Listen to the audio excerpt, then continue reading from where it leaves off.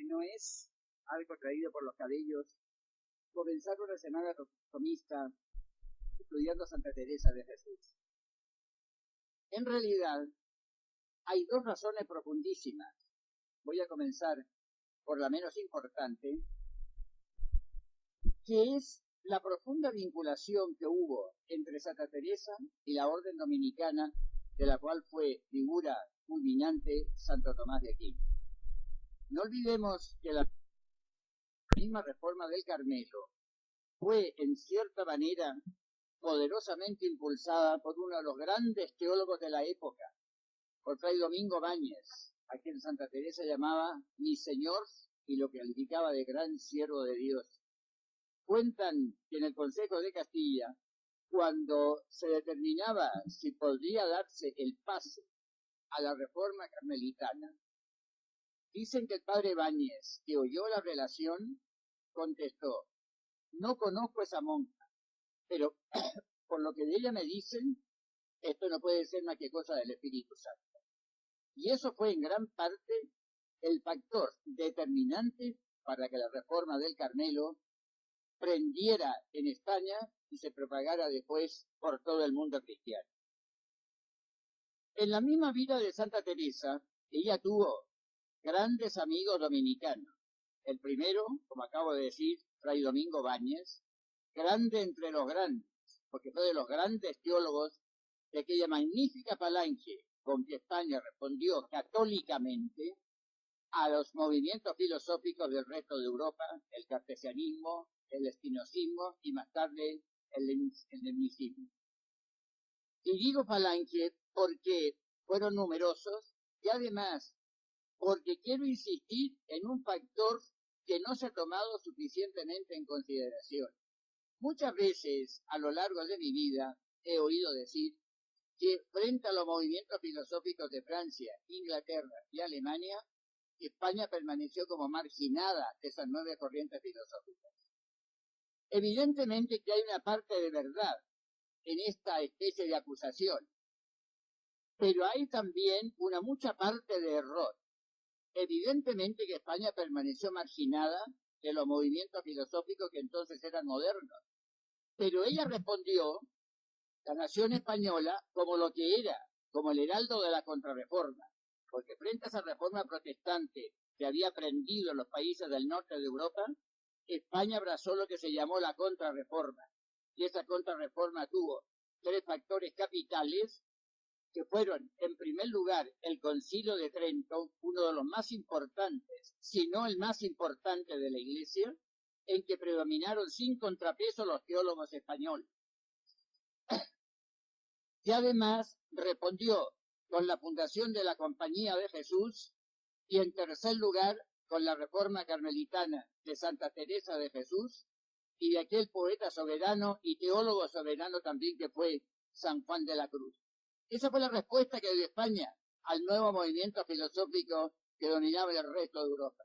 Y demostró cómo el catolicismo sabía renovarse, porque aquella escolástica de la Edad Media, en manos de esos teólogos dominicos, franciscanos, mercedarios y jesuitas, supo renovar la filosofía medieval y enfocar esos problemas que se le estaban planteando a España y a los demás países con la colonización, conquista y civilización del Nuevo Mundo.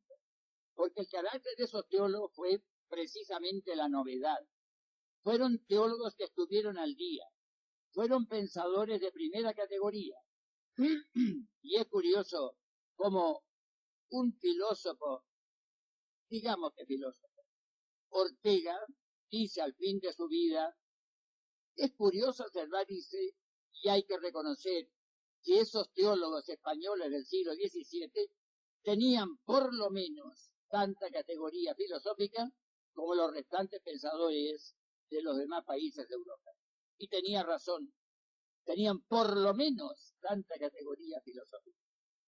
Y justamente a Santa Teresa la influyeron esos teólogos, porque hay ahí, fuera de otros amigos que tuvo ella, como San Pedro de Alcántara, el franciscano ilustre, aquel que según decía ella parecía hecho de raíces de árboles, como también algunos jesuitas, tuvo a los teólogos dominicos que modelaron su espíritu y que fueron los que impulsaron la reforma y le dieron esa vigencia internacional que tiene hoy día.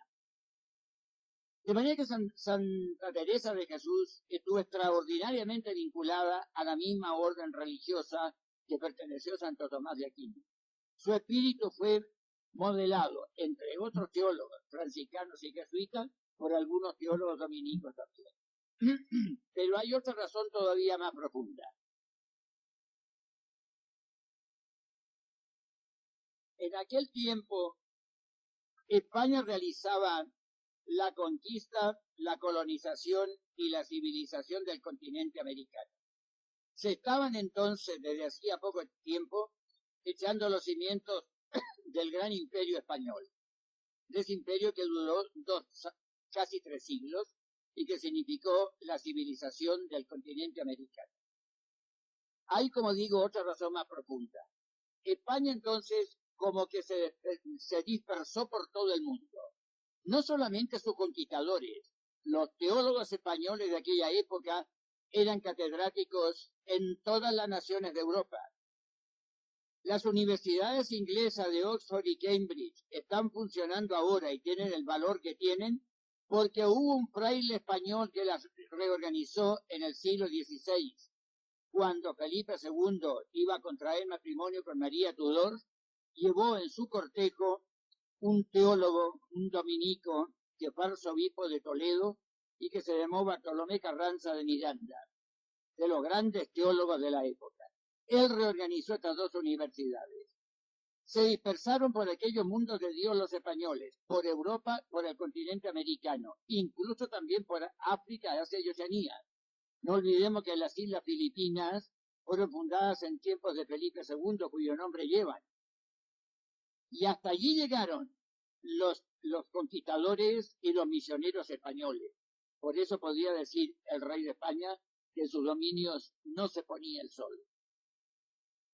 Y esa fuerza centrífuga que hizo dispersarse a España necesitaba un complemento espiritual, algo centrípeto que estuviera solicitando por el centro de todo el alma, por el centro de todo alma cristiana que es Dios.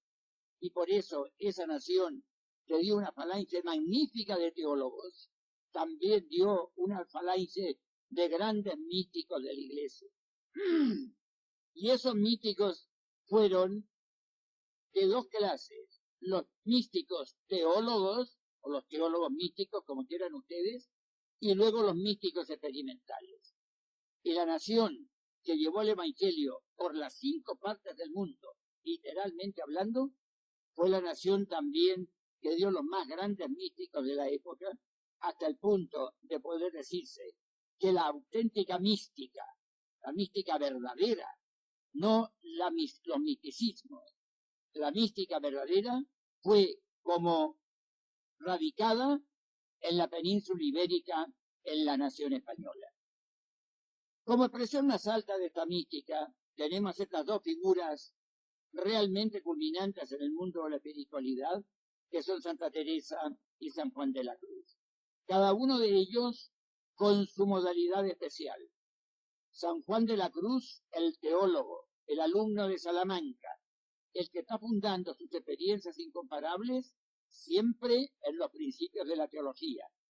Porque realmente una de las cosas que asombra en San Juan de la Cruz es la solidez inconmovible de su teología.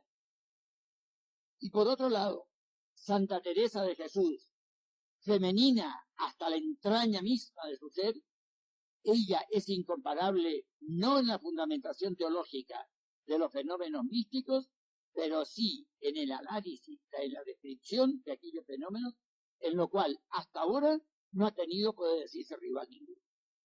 Y esto es lo que yo quisiera estudiar brevemente en esta charla, que va a ser un tanto desordenada.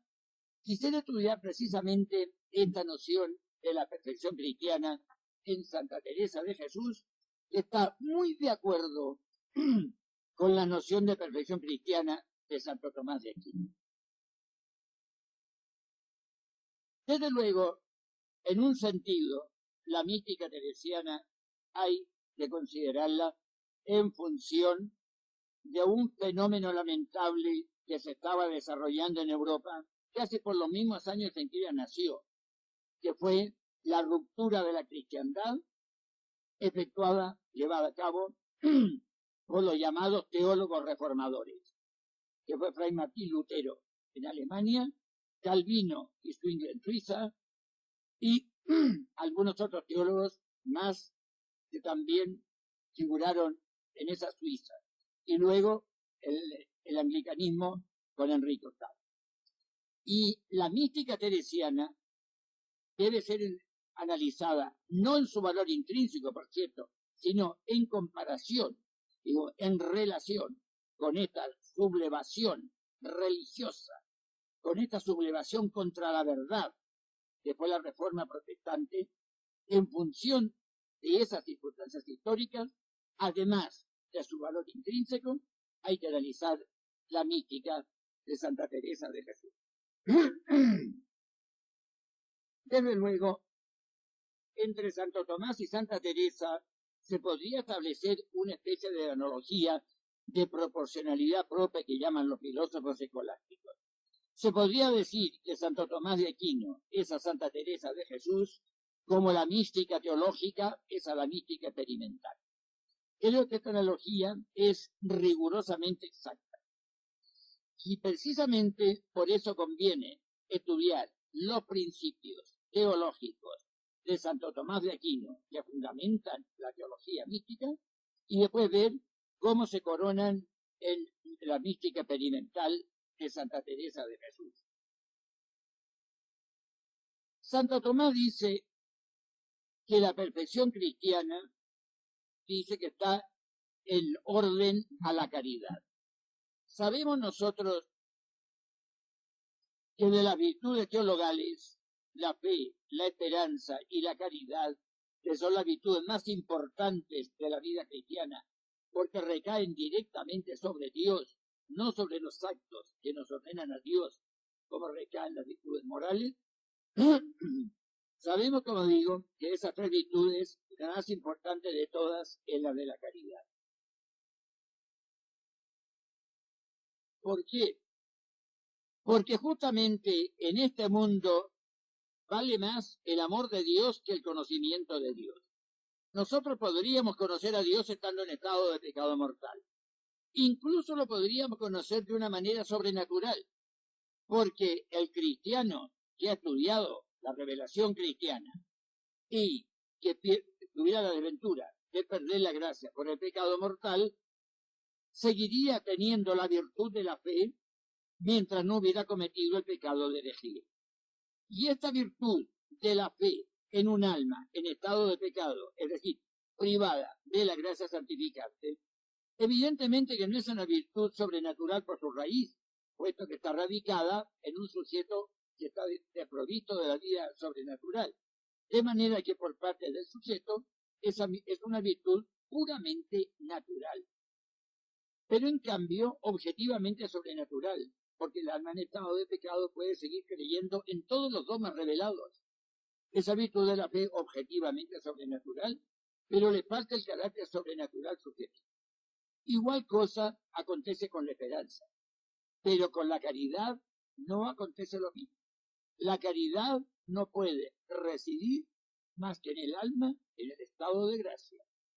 Y es por eso, por lo que Santo Tomás de Aquino dice que la virtud, que la perfección cristiana está, dice, en orden a la caridad.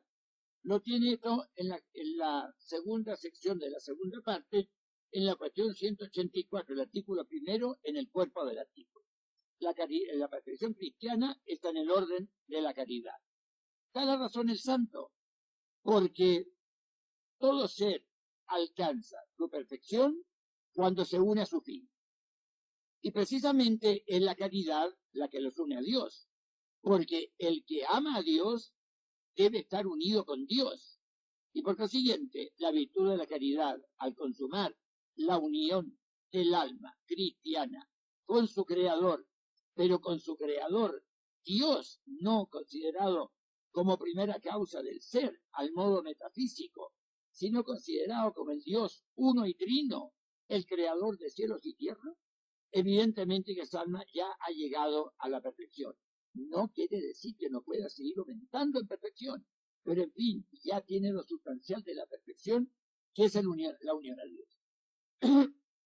Pues, si esta unidad, digamos, esta perfección cristiana, esta es la que va a enraizar al hombre en Dios. Santa Teresa de Jesús dice, desde el punto de vista experimental, exactamente la misma cosa. Dice ella,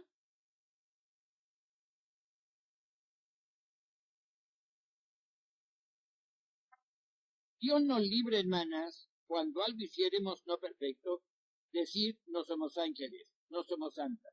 Mirad que aunque no lo somos, es gran bien pensar, si nos esforzamos, lo podríamos ser, dándonos a Dios la mano, dándonos Dios, perdón, la mano.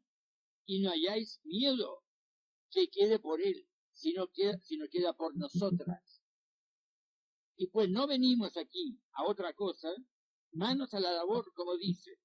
No entendamos cosa en que se sirve más al Señor, que no presupamos salir de ella con su favor. Esta presunción querría yo en esta casa, en su convento de Carmelitas, que hace siempre crecer la humildad, tener una santa osadía, que Dios ayuda a los fuertes y no es aceptador de personas. Mucho me he divertido. Quiero tornar a lo que decía. Quiero que es declarar qué es oración mental y contemplación. Impertinente parece, más para vosotras todo pasa.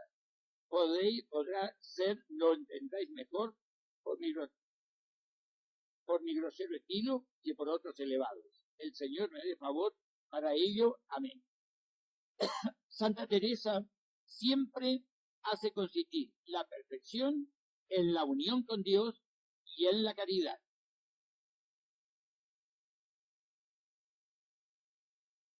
Una circunstancia que hay que notar también es la diferencia que hay entre la perfección cristiana, la mística cristiana y la contemplación. Generalmente se identifican estas dos nociones, la perfección cristiana, la contemplación infusa y la mística. Sin embargo, hay algunas diferencias. Hay grandes santos que han resplandecido en la contemplación y otros también que han sido extraordinariamente santos y místicos de primera categoría han sido menos contemplativos. Porque no olvidemos una circunstancia. La mística, es decir, la unión con Dios, de que se trata en la auténtica mística, no en la mística en el sentido analógico, la mística es algo absolutamente sobrenatural. Naturalmente, la mística natural es mística en un sentido puramente analógico, en un sentido deficiente, impropio, y no puede ser tildada en sentido riguroso de mística.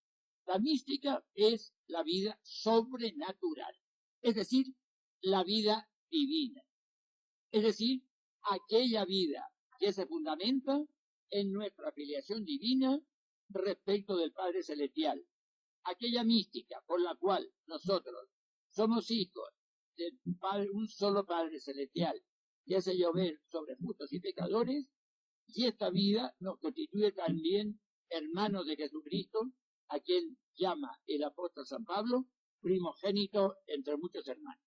Pues bien, esta vida sobrenatural sobre la cual insiste Jesucristo en el Evangelio, que es la única que nos permite llamar Padre a Dios, porque el Hijo tiene que tener la misma vida que su Padre. Y si nosotros somos hijos de Dios, debemos tener la misma vida que nuestro Padre Dios. Y como la vida de nuestro Padre Dios es divina, si nosotros somos hijos de Dios en el sentido estricto de la palabra, tenemos que tener en nosotros esta vida divina, que no nos hace únicamente efecto de Dios, porque efecto de Dios lo somos por creación.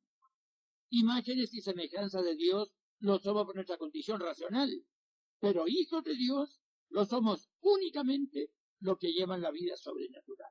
Son aquellos que tienen la misma vida que Dios Padre, y por consiguiente la que nos autoriza a llamar Padre a Dios, en otra palabra, la que nos ha hecho recibir el espíritu de adopción, como lo dice San Pablo, por el cual a Dios lo llamamos Padre. Aquella vida que nace en nosotros del amor exclusivo de Dios, porque no tenemos ningún derecho nosotros a la vida sobrenatural, cosa que muchos cristianos ignoran. No tenemos ningún derecho. Nuestra vida sobrenatural es resultado del infinito amor de Dios para con nosotros. De ese amor que con ser infinito no pudo darnos una muestra mayor que la que nos dio entregando a su Hijo a la muerte por nosotros. Pues bien, esta mística, esta vida sobrenatural, que nos permite, como dice el apóstol San Juan también, nos permite que no solamente nos llamemos, sino que seamos efectivamente hijos de Dios. Esta mística está fundada sobre la caridad. Pero, sin embargo, eso no quiere decir que todo místico, por el hecho de serlo, tenga que ser contemplativo. Porque la mística, como acabo de decir, está fundada sobre la vida divina. Esta es la vida sobrenatural. Es decir, la que tenemos en nosotros por este hábito santificativo que es la gracia santificante, que al contrario de los demás hábitos sobrenaturales que son operativos, reside en la esencia misma de nuestra alma y nos da no inmediatamente un modo de operar, sino inmediatamente un modo de ser. Por eso es un hábito santificativo. Por eso reside en la esencia del alma que no es inmediatamente operativa. Pues bien, esta vida divina es evidentemente mística cuando llega a los últimos grados de perfección, pero no necesariamente contemplativa. Porque esta vida divina, que es formalmente la dinamización de las tres personas divinas en nosotros y que está constituida por la gracia santificante con su cortejo de virtudes y dones, frutos y bienaventuranzas, esta vida divina se traduce en virtudes sobrenaturales y de una manera primordial en lo que se llaman las tres virtudes teologales: la fe, la esperanza y la caridad. Ahora, ¿qué es lo que ocurre con estas virtudes? Que estas virtudes evidentemente son divinas, pero estas virtudes residiendo en nosotros pueden ser, y por desgracia son la mayoría de las veces, manejadas al modo humano. Resulta de aquí entonces una especie de desequilibrio, que es que estamos manejando principios operativos divinos al modo humano. Y esto es lo que lleva precisamente la ascética. Por eso yo he dicho siempre que el paso de la ascética a la mística se parece mucho a lo que ocurre en la vida natural entre la etapa de la persona humana anterior a su adquisición del uso de razón y después a la etapa que sigue, que es subsecuente a esta toma de posesión. ¿Qué ocurre con el alma o con la persona humana en los primeros años de su existencia? El niño ontológicamente es humano, pertenece al género humano. Nosotros somos humanos desde que recibimos el ánimo inmortal desde el primer instante de nuestra concepción. Sin embargo, en los primeros años de nuestra existencia, nosotros, siendo ontológicamente humanos, operativamente, éticamente, moralmente, somos, y perdónenme la palabra, una especie de pequeños animales. ¿Por qué? Porque no operamos según la dirección de la razón, según esta recta ratio agilium, que es para Santo Tomás la virtud de la prudencia, sino que nos manejamos por los instintos, por los impulsos del espíritu sensitivo.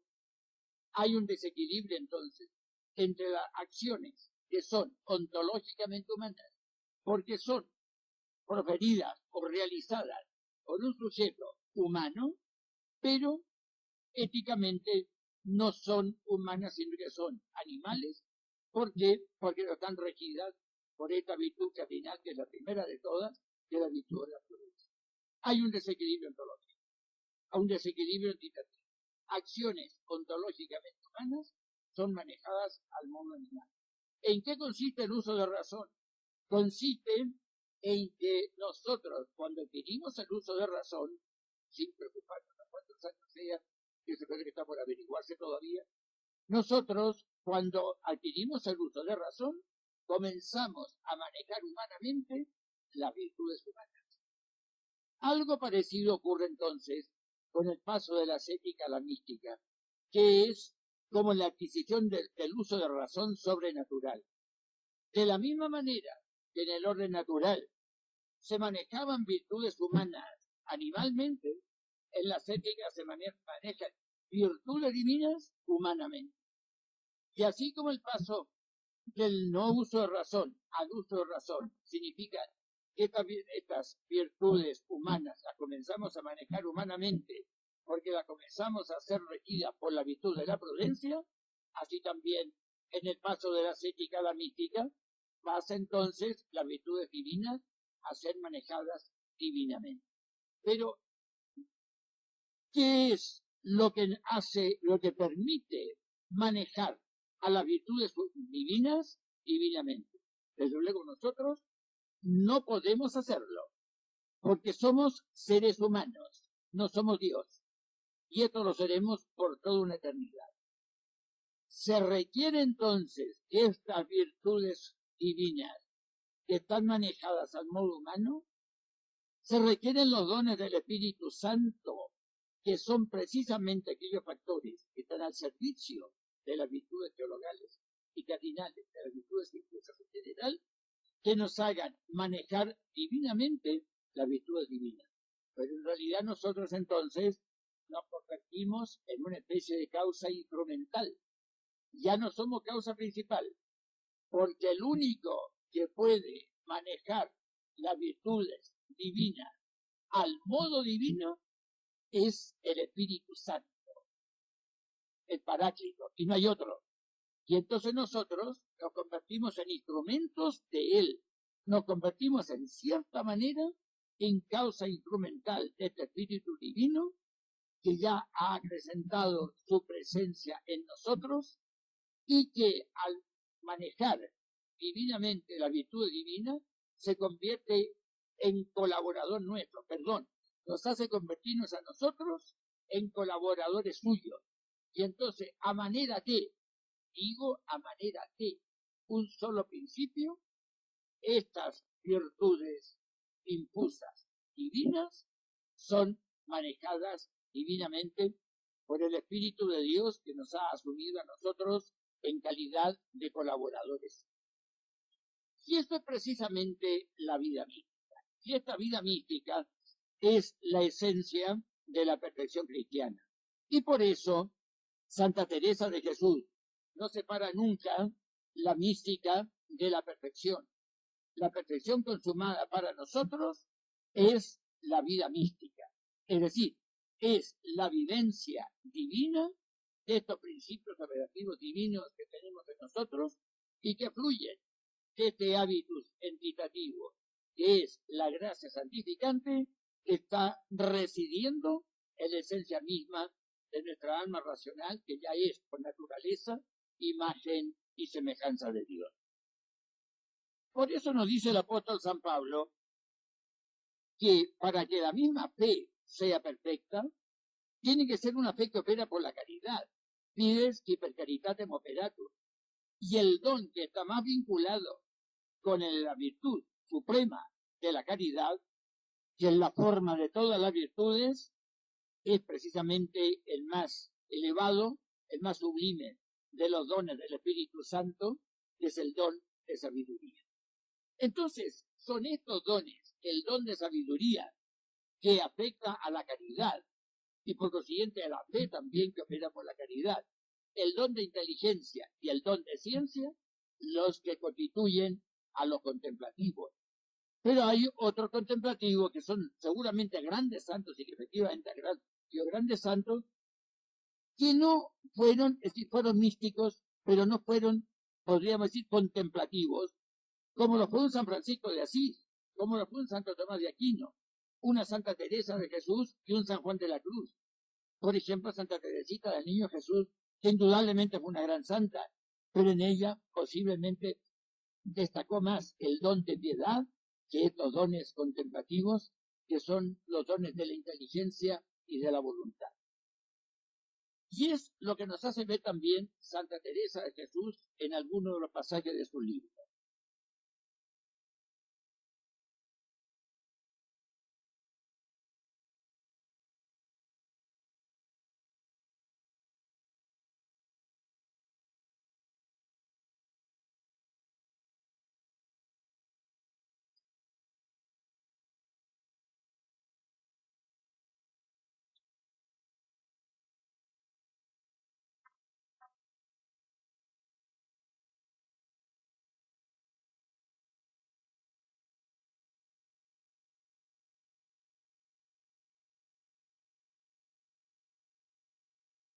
He dicho, es cosa que importa mucho entender que no todo lleva a Dios por un camino, y por ventura, el que le pareciera a uno por muy bajo, está más alto en los ojos del Señor. Así que, no porque en la casa todos traten de oración, han de ser todas contemplativas. Es imposible, y será grande consolación para la que no lo es, no entender esta verdad, que esto es cosa que lo da Dios, pues no es necesario para la salvación, ni nos lo pide de apremio. No piense se lo pedirá a nadie, que por eso no dejará de ser muy perfecta, si hace lo que queda dicho. Antes podrá ser, tenga mucho más mérito, porque es a más trabajo suyo, y la lleva el Señor como a muy fuerte, y la tiene guardado junto a todo lo que aquí se goza. Santa era Santa Marta, aunque no dicen que era contemplativa. Pues, ¿qué más queréis que poder llegar a ser como esta bienaventurada, que mereció tener a Cristo nuestro Señor tantas veces en su casa? Dar de comer y servirle, y comer a la mesa. Si se tuvieran como la Magdalena en bebidas, no hubiera quien diera de comer hasta el divino huésped. Pues pensad que esta es esta congregación la casa de Santa Marta, y que ha de haber de todo, y las que fueran llevadas por la vía activa, no murmuren de lo que muchos embebieren en la contemplación, pues saben ha de tomar el Señor de ellas, aunque callen, que por la mayor parte hacen descuidar de sí y de todo. Acuérdense que es menester quien le quise la comida, y téngase por dicho en andar sirviendo con manta. Mire que la verdadera humildad está mucho en estar muy pronto en contentarse con lo que el Señor quisiere hacer de ello, y siempre hallarse indignos de llamarse su siervo. Pues si contemplar y tener oración mental y vocal, y curar enfermos, y servir en las cosas de la casa, y trabajar en las de sea en lo más bajo, todo es servir al huésped que se viene con nosotras a estar y a comer y recrear. ¿Qué más se nos da en lo uno que en lo otro? Si esto es precisamente, diríamos, la noción fundamental de la perfección cristiana, no consiste en algo específico, sino en esta vida divina en nosotros. Y esta vida divina tiene que traducirse en un sinnúmero de actividades, que como lo dice muy bien Santa Teresa, ¿quién daría de comer al divino huésped si todos fueran Marías? Y esto es muy importante. De manera que no hay que creer que porque uno no es contemplativo, en el sentido estricto de la palabra, no puede estar muy lleno de Dios. Santa Teresa evidentemente era una gran contemplativa, de la más grande que ha tenido la Iglesia, indiscutiblemente. Pero también era contemplativa Santa Marta, puesto que no puede haber santo que no sea místico, no puede haber santo que no sea místico. Pero el don de la contemplación es para unos y no para otros, porque de todo tiene que haber en la viña del Señor. Y por eso la caridad, por eso el lema de la orden de Santo Domingo dice así: contemplari et contemplata alis tradere, contemplar y lo contemplado entregarlo a los demás. Y por eso dice Santo Tomás también, dice, la vida más perfecta no es la vida puramente contemplativa, ni la vida puramente activa. Es la vida que es a la vez contemplativa y activa. Pero agrega él, no porque la acción le quite a la contemplación, sino porque la contemplación, siendo muy intensa, redunda en acción. O sea que la acción cristiana debe ser un fruto de la contemplación mística. Pero si la acción cristiana ha de ser un fruto de la contemplación mística, formalmente esta acción no es contemplación, es una deducción, es un fluir de la contemplación, es un fruto de la contemplación. Pero si es un fruto de este árbol llamado contemplación, es evidente que así como el fruto no se identifica con el árbol que lo produce, esta acción, que es fruto de la contemplación, tampoco se identifica con la contemplación propiamente tal, lo cual no quita que el ser activo sea también un gran místico. Hablaba hace un momento de Santa Teresita del Niño Jesús. ¿Por qué no podríamos hablar del gran San Francisco Javier también? Que yo creo que fue el apóstol más grande que tuvo la iglesia después de los 12. Ese fue uno eminentemente activo. Dice en la crónica que él bautizó con su plena mano 3 millones de personas, que al terminar la jornada le tenían que sostener los brazos sus discípulos, así como a Moisés lo tenían también para que los israelitas prevalecieran sobre los amalecitas. Eso no era contemplación, era mística, indudablemente, fruto de una vida cristiana, pero realmente absolutamente excepcional, pero que no se desarrollaba por vía de contemplación exclusiva, sino por vía de una acción que era fruto de esa contemplación. Por consiguiente, entonces, esta noción de Santa Teresa en la perfección cristiana concuerda perfectamente con la noción de Santo Tomás de la que la perfección cristiana está unida a la caridad. Y por consiguiente, entonces, la perfección de la vida cristiana tiene que ser la perfección de la caridad, porque aunque tengamos la caridad en nuestras almas, sin embargo, siempre podremos ir intensificando nuestra vida cristiana y por consiguiente también la virtud de la caridad, porque nuestra filiación sobrenatural tiene una enorme diferencia respecto de nuestra filiación natural, es decir, nuestra condición natural. Nosotros no podemos aumentar ni en un ápice nuestra entidad natural. Tenemos la que se dignó darnos nuestro Padre Celestial y esa no la podemos aumentar. Pero la filiación sobrenatural sí que se puede aumentar y se debe ir aumentando mientras estamos nosotros anclados en este mundo. La filiación sobrenatural cesará de intensificarse y de progresar en el momento de nuestra muerte. Ahí se detendrá todo el proceso. Pero mientras no muramos, mientras estemos peregrinando en este valle de lágrimas, nosotros podremos ir intensificando cada vez más nuestra filiación sobrenatural. Y aquí yo quisiera tocar también un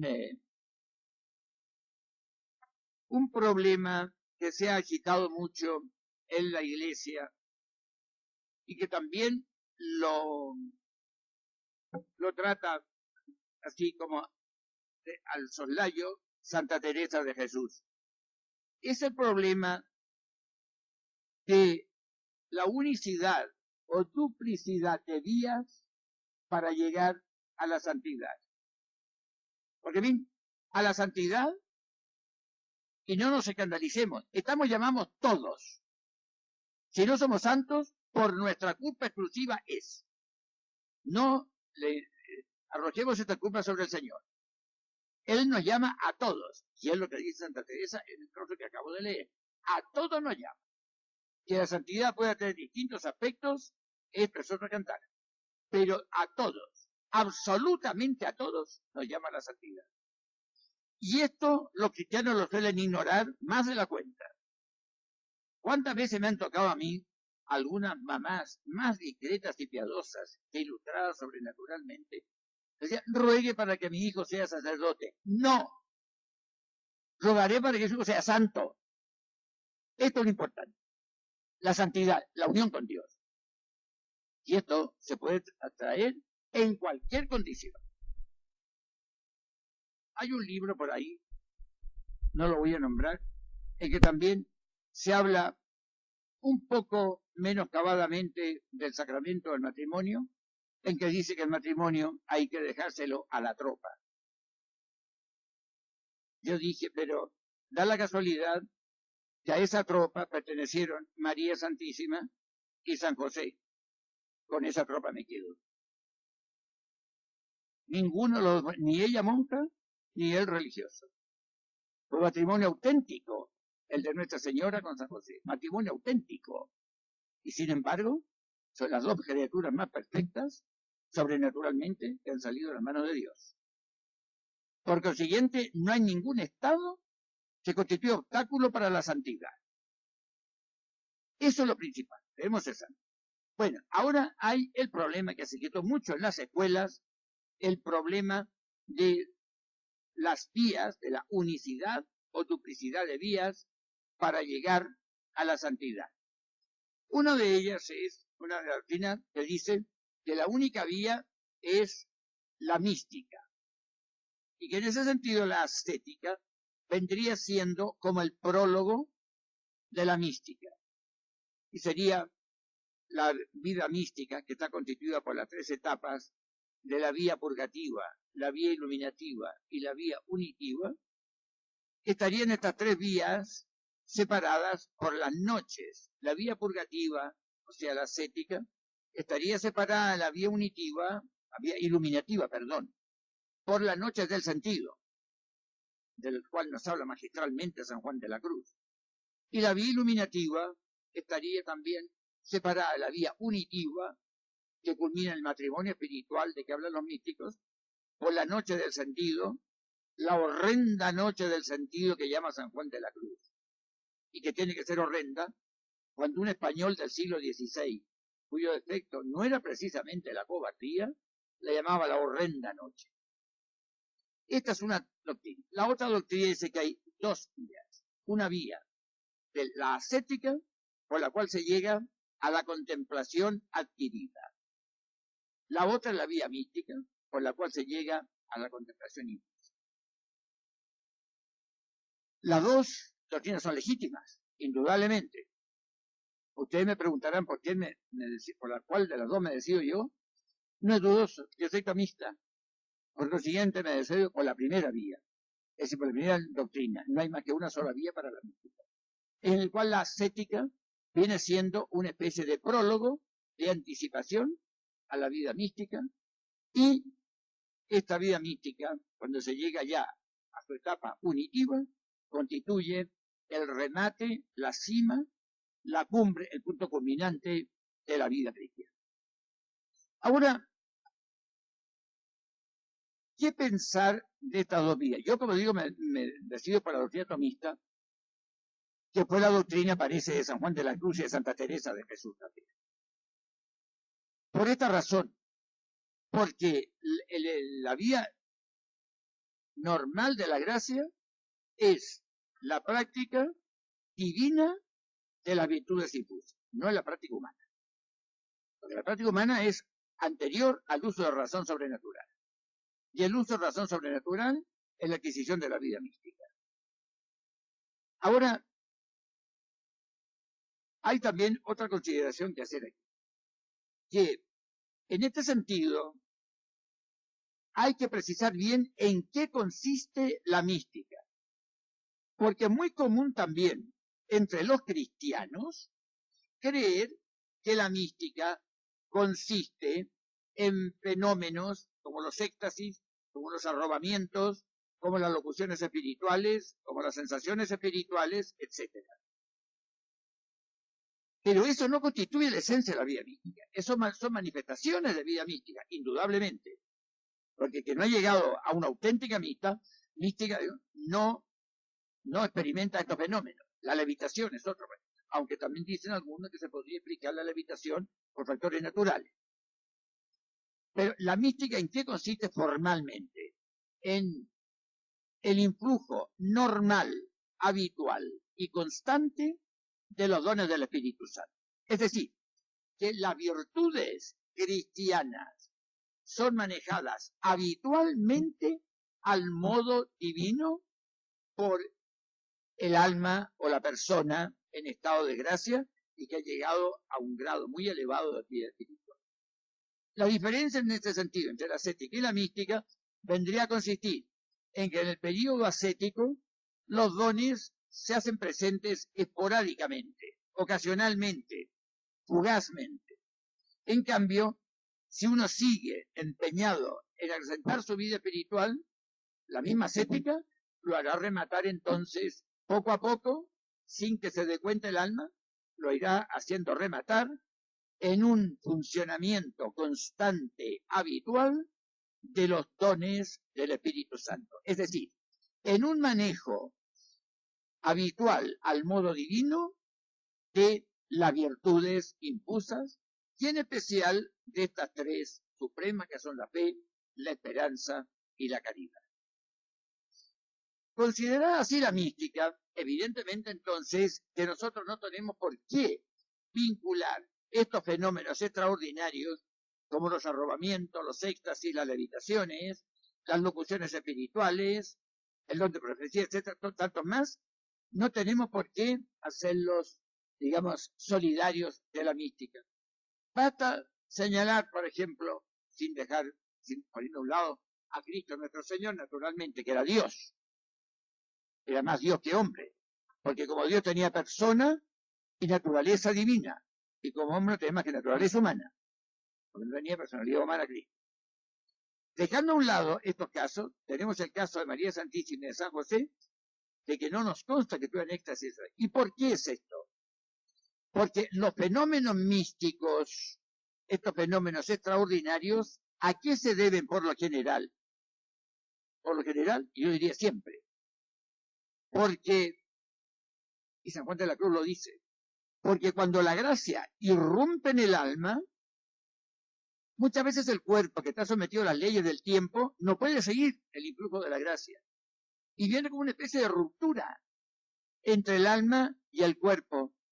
Porque el alma se eleva a las supremas regiones de la vida sobrenatural, a esa especie de alborada que dice San Juan de la Cruz, o noche amable más que la alborada, y entonces viene una especie de descoyuntamiento entre el alma y el cuerpo. Y cuando ese descoyuntamiento se prolonga por un cierto tiempo, se puede producir entonces este descoyuntamiento definitivo entre el alma y el cuerpo, que recibe el nombre de muerte. Y por eso hay muchos grandes santos, y esto parecería un tanto risible decirlo, y no es risible. Muchos santos han muerto de ganas de morir. El señor San Francisco de Asís, por ejemplo. Evidentemente, porque estaba viendo tales esplendores que el cuerpo no lo pudo seguir a lo que estaba viendo él, y vino la muerte. El caso de Santo Tomás de Aquino, el caso de San Juan de la Cruz, y el caso de la misma Santa Teresa de Jesús, que ella supo el día de su muerte con bastante anticipación. Y para ella fue sencillamente un paso de este mundo al otro, porque ya en sus últimos momentos, en ese éxtasis que le duró 15 días, como dice Fray Justo Pérez de Urbel, al cabo de 15 días, dice, esa alma gigantesca emigró de este mundo demasiado pequeño para contenerlas. Y tenía toda la razón. Y ahí viene la muerte de los santos. No se debe a enfermedad, se debe a esta especie de desconexión, de desarticulación entre el alma y el cuerpo, en que el alma, sumergida ya en los esplendores de la divinidad, pues se separa del cuerpo y viene la muerte. Y este ha sido el caso de los más grandes santos, y claro, los santos que han llegado en este mundo ya a ese estado de matrimonio espiritual, que más está decir que no pasan por el purgatorio. Y además, como dice San Juan de la Cruz, saben de antemano que se van a salvar. Alguna vez un teólogo de estos más eruditos que juiciosos decía que San Juan de la Cruz estaba violando el dogma promulgado por el Concilio de Trento, que dice que ninguna alma puede saber con certeza si se va a salvar, a no ser por especial revelación. Pero la respuesta es muy fácil. San Juan de la Cruz jamás negó esta especial revelación. Y es evidente que el alma que llega a esos estados supremos de la vida sobrenatural en este mundo es un alma que ya ha recibido la revelación, ve que se va a salvar, ve que no va a pasar por el purgatorio y que va va a ir directamente al cielo, como San Juan de la Cruz, cuando anunció que a las 12 de la noche iría a cantar maitines al cielo. Y dieron las 12 de la noche y San Juan de la Cruz murió y fue a cantar maitines al cielo. Bueno, esto es precisamente la noción de perfección también de Santa Teresa de Jesús. Hay algún texto de ella en que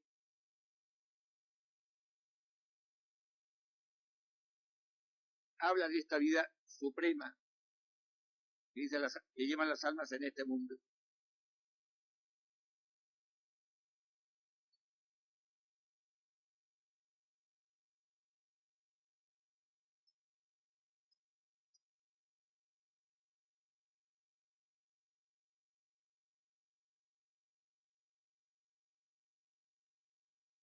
Dice, esto que yo, mis hermanas, que procuremos alcanzar, y no para gozar, sino para tener tantas fuerzas para servir, deseemos, nos ocupemos en la oración.